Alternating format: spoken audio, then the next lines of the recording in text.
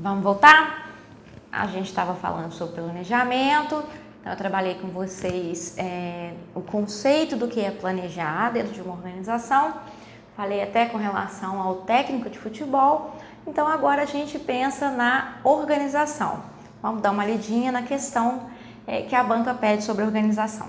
A função organização é definida como o desenvolvimento da missão, dos objetivos e das estratégias de ação da instituição. Não, a gente falou que organização está relacionada a distribuir os recursos, atribuir as responsabilidades, definir departamentos, né? B, a mensuração do desempenho por meio de relatórios de performance e pela inspeção de anomalias. Não, nesse caso aqui a gente está falando de um controle. Quando eu vou medir o desempenho de alguém a partir de algum relatório, eu estou fazendo aquele controle que eu falei com vocês. Que a gente já definiu qual que é o padrão e agora a gente está avaliando o que está acontecendo para depois comparar. C, a preparação, implementação, controle e acompanhamento dos resultados por meio de indicadores. Mesma coisa, né? D, coordenação dos recursos humanos e materiais, determinação de atividades necessárias para atingir os objetivos da empresa. Exatamente. A organização está relacionada a isso, definir quais vão ser os recursos humanos, materiais, para que os objetivos que foram definidos lá no planejamento sejam alcançados. Comparação do estado atual com o estado desejado, novamente a gente está falando de controle, né? Para a empresa, estabelecimento de medidas corretivas, controle. Próxima questão. Maria Goretti foi contratada pela Fios e Fios para estruturar os processos da empresa, reunindo pessoas, materiais e equipamentos, no sentido de colocar em prática as ações previstas no planejamento. Essa função de Maria é chamada de organização, ok? Então, falou de recursos, você já pode ficar meio de olho, a possibilidade de ser organização já é muito grande. Quando é que não vai ser organização? Se ela estiver falando que ela vai definir, planejar, se preparar, fazer planos, aí a gente pode estar falando do planejamento. Precisa dar uma analisada melhor na questão. Ou se estiver falando, por exemplo, de recursos humanos, mas que está instruindo, comunicando, motivando, aí é direção. Ou se estiver controlando, avaliando, tá?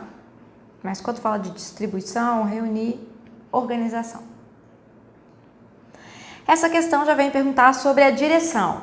Então, a direção é a próxima etapa e ela vem com um papel muito forte do gestor, né, o administrador, que vai ter o contato com o nível abaixo dele para que as instruções do planejamento e aquilo que foi organizado seja passado para esse pessoal.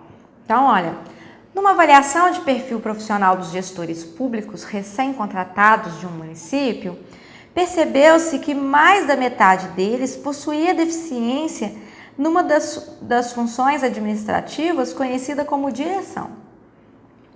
Assinale a alternativa que descreve corretamente esse tipo de deficiência. Então, olha, letra A, dificuldades em visão estratégica e operacional, ou seja, de pensar em colocar em prática as ideias e os projetos. Não, aqui a gente não está falando de interação. Ele tem um pouco de dificuldade no que a gente chama de habilidade conceitual. A gente tem 3 tipos de habilidade, a técnica, humana e a conceitual. Nesse caso, se ele não consegue considerar esse todo, ele não tem essa visão estratégica e tem um pouco de dificuldade de habilidade conceitual. Dificuldade em administrar as pessoas em busca dos objetivos, ou seja, com problemas em comunicar, incentivar, motivar e liderar as pessoas. Exatamente, né? A gente está falando de direção. Problemas para estabelecer as prioridades de trabalho, assim como a divisão de tarefas e, finalmente, o controle dos processos e resultados. Aqui ele juntou mais de uma função. Deficiências de relacionamento interpessoal, indecisão e falta de liderança para indicar os rumos e os indicadores de controle das atividades. Não. Debilidade para lidar com problemas, tomada de decisão e reordenamento de pessoal, pois não tem habilidade em lidar com números e resultados. Aqui a gente pode até dizer que ele tem um pouco de falta de habilidade técnica. A banca não tem nenhuma questão que fale com relação a controle, mas como que essas questões poderiam aparecer? Te mostrando, por exemplo, uma situação em que houve a própria questão que eu te mostrei antes, né? Se a gente voltar nela aqui, olha, aqui a gente tem várias atividades que podem ser observadas, que se ele estivesse perguntando de controle, apareceriam como corretas. Olha, comparação do estado atual, é um controle, né? Preparação, implementação, controle e acompanhamento dos resultados, a gente está falando de controle, mensurar desempenho. Então, todas essas seriam atividades que poderiam ser questionadas com relação a controle, ok? A partir daí, a gente vai começar a falar da estrutura organizacional. O tópico estrutura organizacional é um tópico que pode ser desdobrado em N perguntas. A gente pode falar de um monte de coisas sobre estrutura. Porque, na verdade, quando a gente está falando de estrutura, a gente está falando sobre a forma física, como ela foi dividida, sobre como aquele trabalho foi dividido, como a autoridade daquela empresa foi desmembrada, quais são os departamentos que foram criados, existe linha para assessorar, existe staffs que vão assessorar aquelas linhas, tudo isso é definido a partir da estrutura organizacional. O que a gente precisa saber de antemão é que o desenho de uma estrutura organizacional é chamado de organograma. Então, o organograma é o desenho da minha estrutura organizacional. A partir dali eu já consigo identificar se é uma empresa mais centralizada ou descentralizada, quais são os tipos de departamentalização que ela está utilizando, qual é o tipo que ela está usando de organograma. Então, a partir dali a gente consegue identificar vários fatores que a gente vai trabalhando aqui nas questões a partir de agora. Então, quais são os aspectos que a gente poderia considerar na hora que eu estou analisando a minha estrutura organizacional? Departamentalização, que é como eu agrupo os meus departamentos, quais são e quantos são os níveis hierárquicos com as suas autoridades dentro daquela empresa, se eu tenho estratégico, tático, operacional, quanto se desdobra aquilo ali. A amplitude de controle, ou seja, a amplitude de controle é a quantidade de pessoas que eu tenho abaixo de mim. Quantas pessoas eu consigo controlar? Então, se eu sou um gerente de vendas, quantos supervisores de vendas eu controlo? Se eu sou um supervisor de vendas, quantos vendedores eu controlo? Isso é a amplitude de controle ou amplitude administrativa. A delegação, né, se eu transfiro determinado nível de autoridade para alguém, para algum subordinado, a gente vai entender a diferença da delegação para a descentralização. A centralização, onde eu concentro maior poder decisório na alta administração, e a descentralização, onde eu desdobro esse poder decisório para outros níveis hierárquicos. Aqui são os componentes da estrutura que são trabalhados pela maioria dos autores.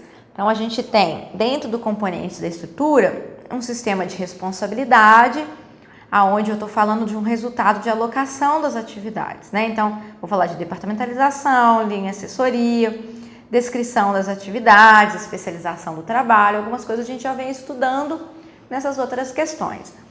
Eu também tenho na minha estrutura o sistema de autoridade, ou seja, onde eu vou definir a amplitude administrativa ou amplitude de controle, onde eu vou definir meus níveis hierárquicos, onde eu vou trabalhar delegação, centralização ou descentralização. E o sistema de comunicação, que vai ser um resultado da interação das unidades, né? Onde eu vou definir o que eu vou comunicar, por que eu vou comunicar, como, quando, onde, quanto, de quem, para quem e por aí vai. E por fim, a gente tem o sistema de decisão. Alguns autores já entendem que esse sistema de decisão, ele faz parte do processo, né? A ponto de, eu até coloquei ele em outra corzinha aqui, a ponto de já ser inserido nesse componente da estrutura. O que seria esse sistema de decisão? É aquele que traz o resultado da ação sobre as informações. Então, a gente tem os dados que se transformam em informação, as decisões que vão gerar ações, né, para que a gente possa fazer análise das atividades, análise das decisões, análise das relações entre essas unidades organizacionais. Então, é o sistema que vai transformar aquele dado em informação. Falei com vocês, né? Todo dado transformado é uma informação. A título de curiosidade, todo sistema que transforma um dado em informação para que seja tomada uma decisão, a gente denomina de sistema de informação gerencial. Quais são os tipos de estrutura que a gente pode utilizar na empresa? Vou trabalhar com vocês os mais básicos, vocês já estudaram isso, só para dar uma recordada. Então, o primeiro deles é a estrutura linear, onde você tem uma forma que é bem simples, é a mais antiga, tá? Ela se parece muito com as estruturas dos exércitos. A gente tem um processo bem piramidal aqui dela, né? O aspecto dela é piramidal, com linhas que são diretas de comunicação, onde você mostra tanto a responsabilidade quanto depois você mostra tanto a autoridade quanto a responsabilidade.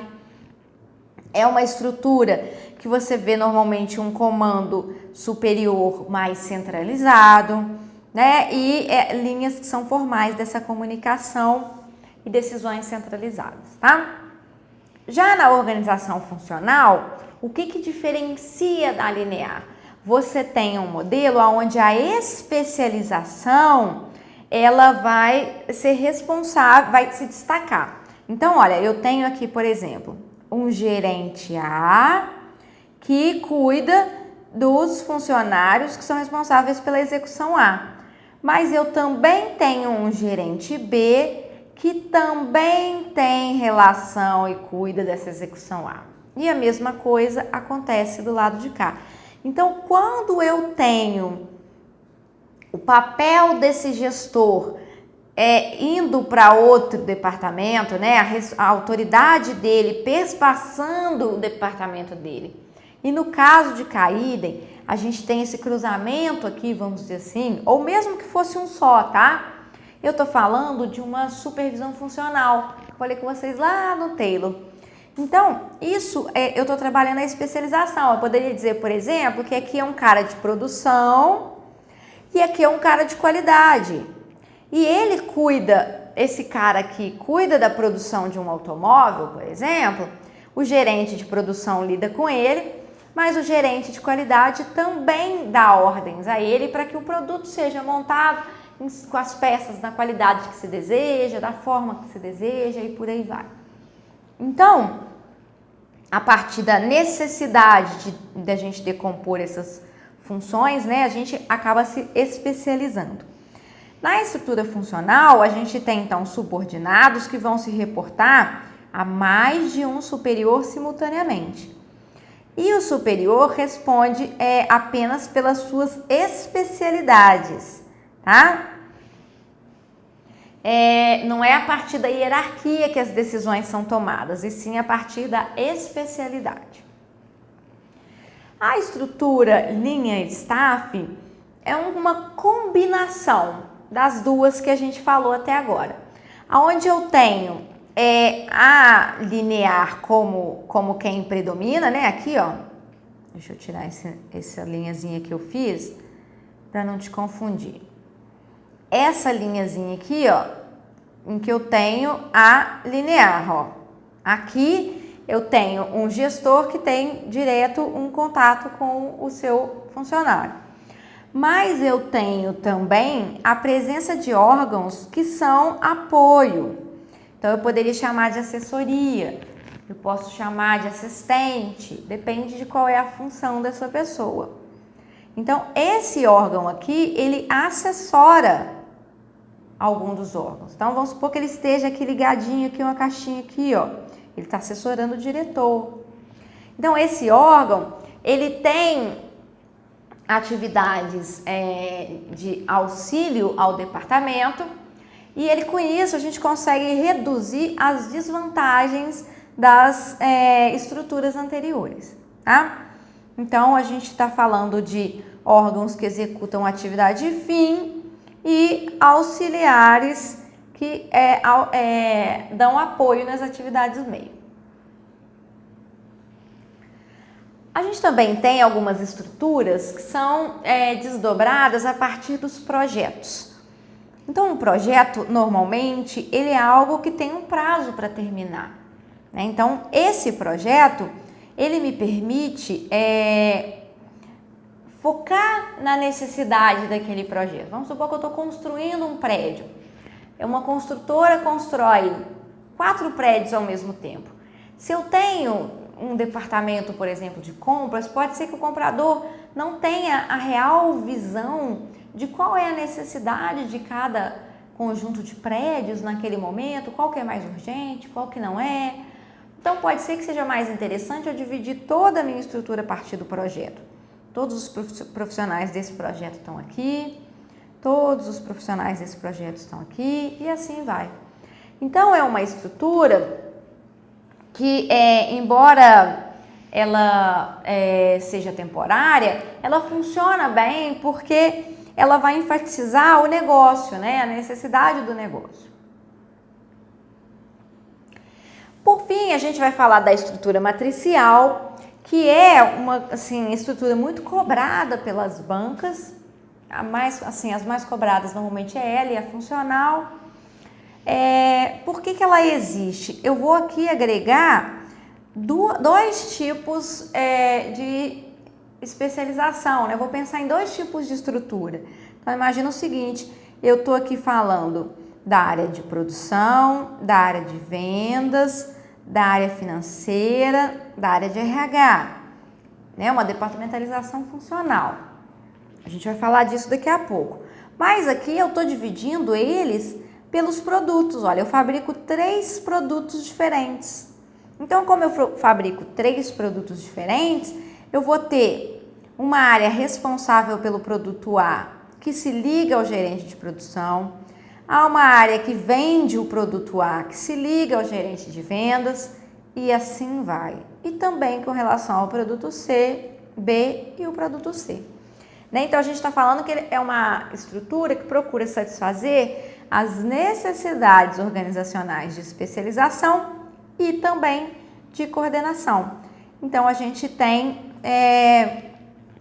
essa soma, né?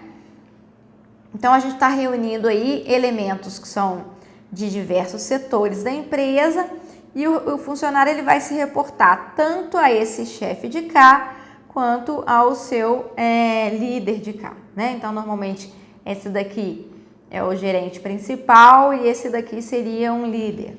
Isso aqui pode não ser, de repente, produto e pode ser um projeto, tá? Essa é a estrutura matricial. Maior facilidade que você tem de enxergar o que é a matricial na hora de uma prova, se for pelo desenho, é isso. E percebendo que você tem cargos do mesmo nível hierárquico que esse cara aqui, olha. Então, você tem esse cruzamento, né? Você tem um funcionário aqui. Ou, se não tiver um desenho, ele vai te falar que ele vai estar se reportando a 2 departamentos diferentes, tentando te mostrar que existe esse cruzamento e não de que é uma supervisão funcional. Além disso, a gente tem os tipos de departamentalização, né? Falei com vocês que ela estava departamentalizada por função.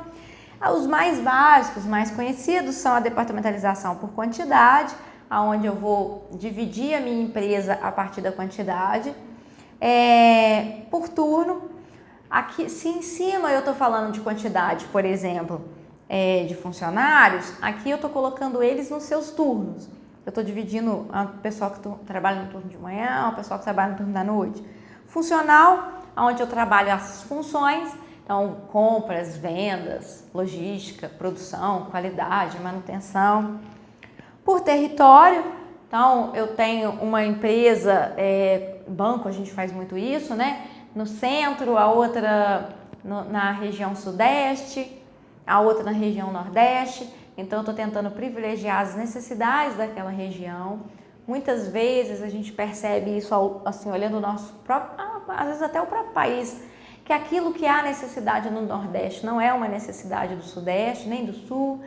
Aquilo que é uma necessidade do Sul não é uma necessidade do Centro-Oeste. Então, essa departamentalização me permite enxergar melhor isso. A departamentalização por produto, onde eu divido a minha empresa a partir do produto. Vamos considerar, por exemplo, que eu fabrico produtos diferentes, né? Eu faço um sabão em pó e eu faço extrato de tomate. São duas coisas completamente diferentes, então eu vou distribuir pelo produto. Quando você chega num supermercado, você vê muito essa departamentalização por produto, né? As galerias, elas são distribuídas em produtos. Se você quer comprar um macarrão, você sabe em qual lugar que você tem que ir. Se você tem que comprar um detergente, você já sabe para qual lugar você se direciona. Você não anda dentro do supermercado tendo que... aqui nessa prateleira tem sabão em pó, do lado tem um extrato de tomate, aí logo depois você vê um desodorante. Não fica misturado, né? As galerias são de acordo com o assunto, o produto. Você também tem uma departamentalização por cliente, e a forma de você perceber isso é quando você entra nessas lojas de departamento. Normalmente está distribuído entre os clientes. Público feminino, público masculino, crianças. Dentro do público feminino também eles dividem os tipos de clientes, pessoas que têm que usam roupas mais esportivas, pessoas que usam roupas mais sofisticadas, aquelas que gostam de bichinho. Então, tudo isso é distribuído pelo tipo de cliente, né? Então, quando você consegue dividir por cliente, você está percebendo a necessidade do seu cliente, quais são os pontos que são importantes para ele, né? A gente pode pegar como exemplo aí, tanto maquiagem quanto produto de beleza, há uns anos atrás, eles eram únicos. Então, se você tinha que fazer uma maquiagem na pele negra, você não tinha, por exemplo, uma base, você não tinha um corretivo, porque não existia. Hoje as empresas já se departamentalizaram de ponto que elas enxergam o cliente na sua necessidade, no ponto que aquele cliente tem de necessidade. A departamentalização por processo, quando você estudou o processo, a gente comentou o que é um processo, né? Da entrada até o final da construção daquele produto. Aquilo segue uma etapa. Aquela etapa a gente chama de processo. A departamentalização por projeto, que é o que eu falei com vocês a respeito, por exemplo, de uma construtora, se desdobra em projetos. A departamentalização matricial, que é basicamente a mesma coisa da estrutura matricial. E a departamentalização mista, que é quando eu junto mais de um tipo de departamentalização. Então, eu posso pegar aqui, por exemplo, e ter um diretor, abaixo dele eu tenho gerentes relacionados ao produto, vou fazer uma departamentalização por produto, por exemplo, sabão em pó, sorvete, extrato de tomate. E abaixo dele eu vou ter supervisores ligados à área funcional. Então, vendas, compras, logística. E aqui, olha, eu tenho um cara, né, da funcional que está aqui com a produção, ó, abaixo dele eu tenho todo o processo produtivo. Então, eu departamentalizei por processo. Percebe? Essa é a mista. Eu estou dividindo a minha empresa em vários tipos de departamentalização igual. Eu vou dar uma paradinha, vamos tomar um café, aproveita para você dar uma sintetizada nisso tudo que eu te falei e a gente volta encerrando essa parte de conteúdo para voltarmos para as nossas questões, tá bom?